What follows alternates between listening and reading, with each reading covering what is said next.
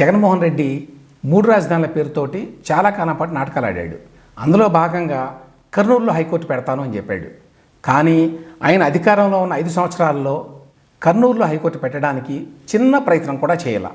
కూటమి ప్రభుత్వం మాత్రం అధికారంలో రాకముందే మేము కర్నూలులో ఫుల్ ఫ్లెడ్జ్డ్ హైకోర్టు బెంచ్ని పెడతాము అని ప్రామిస్ చేసింది. ఆ వాగ్దానానికి అనుగుణంగానే అధికారంలోకి వచ్చిన వెంటనే దీనికి సంబంధించి చొరవ తీసుకుంది.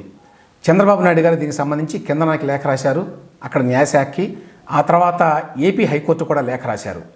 లేటెస్ట్గా రాష్ట్ర న్యాయశాఖ అక్టోబర్ 28వ తేదీన 2024 హైకోర్టు రిజిస్ట్రార్ జనరల్కి ఈ విషయం మీద లేఖ రాసింది. దానికి స్పందించి ఇప్పుడు తాజాగా ఏపీ హైకోర్టు దీనికి సంబంధించి రాష్ట్ర ప్రభుత్వానికి ఒక లేఖ రాసింది. ఏమని రాశారు వీళ్ళు? 15 మంది న్యాయమూర్తులకి సరిపడా సౌకర్యాలు కల్పించే విధంగా వివరాలన్నీ కూడా సమర్పించండి మాకు అని చెప్పి high court registrar vigilance Srinivasa Sivaram ఈ నెల 29వ తేదీన కర్నూలు జిల్లా కలెక్టర్ రంజిత్ భాషాకి లేఖ రాశారు.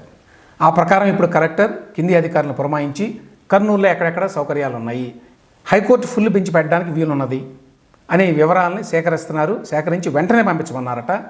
వెంటనే పంపించడానికి తగిన ఏర్పాట్లు చేశారు. ఇక్కడ గమనించాల్సింది ఏంటంటే ఏదో నామమాత్రపు బెంచ్ కాదు కర్నూలులో పెడుతోంది, ఇది పూర్తి స్థాయి బెంచ్.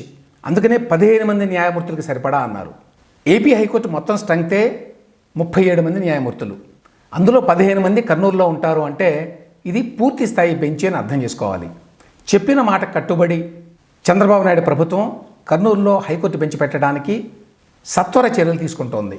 కానీ దురదృష్టం ఏంటంటే రాయలసీమలో ఉండేటువంటి చాలా సంఘాలు, జగన్మోహన్ రెడ్డి మీద ఆయన పార్టీ మీద ఎంతో సానుభూతి ఉండేటువంటి సంఘాలు కర్నూలులో ఇంత త్వరగా హైకోర్టు బెంచ్ని పెట్టడానికి ప్రయత్నాలు జరుగుతూ ఉంటే దాన్ని స్వాగతిస్తూ ఒక్క ప్రకటన కూడా చేయాల.